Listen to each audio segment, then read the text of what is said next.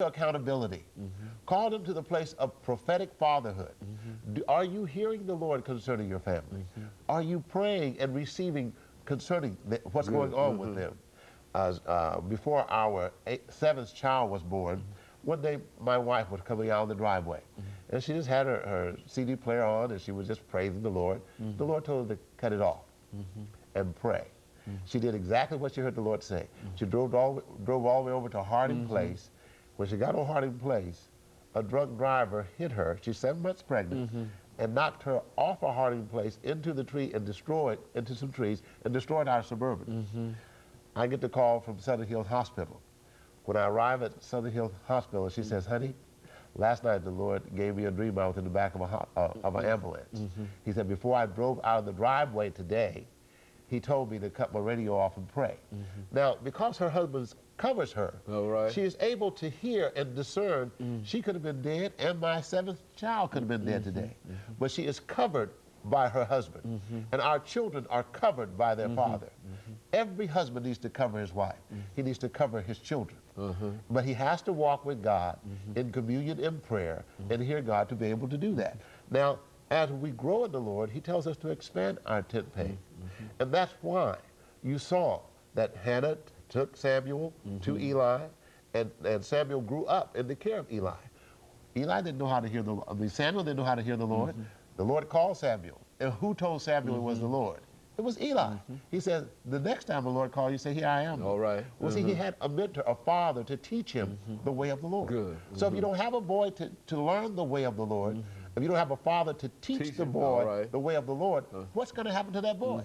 He will learn the way of the devil. So he'll wind up down at juvenile. He'll wind up killing someone. He'll wind up in a gang. He'll wind up robbing a store, because there is no one who is teaching the boy the way to go.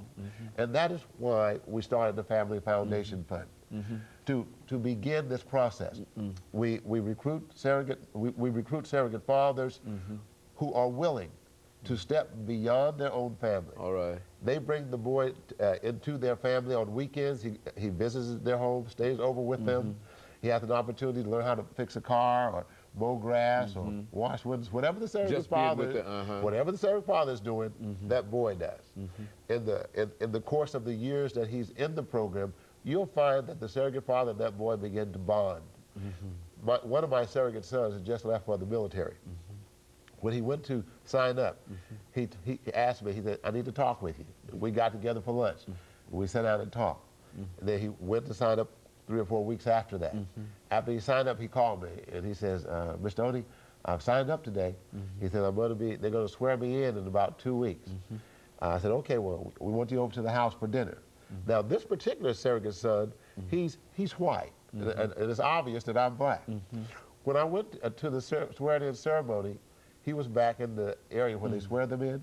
The officer comes out, and he looks at me, he says, "You're the father?" And I said, "Yes, I am." Well, see, he's been with me since he was 9 years old. I'm the only father that he knows. So consequently, when he told the sergeant, "That's my father out there, by the way, he's African-American." So, I mean, but what's happened to that boy, he's on track. He's not in prison. He's not getting girls pregnant out of wedlock. I'm not saying he's doing everything right, but he knows the Lord. He has confessed Christianity, and I'm praying that he will walk in the fullness of the things that we have imparted to him. He's on his way now, and I'm very blessed to know that he has been taught the way. And I told him, I said, "I'll be praying for you, and we will not forget you. We'll be praying for you. And if you run into a roadblock, you know who to call." He said, "Yes, sir." So, I mean, you begin to train them, and they begin to look to you as their father, the man who imparted destiny unto them.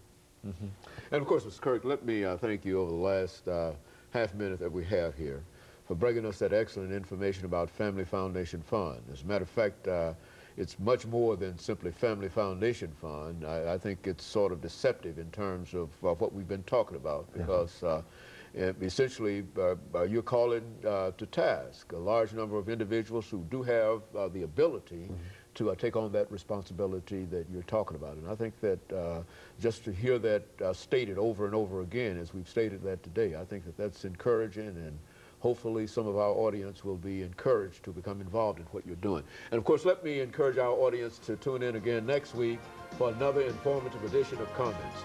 Thank you and good morning.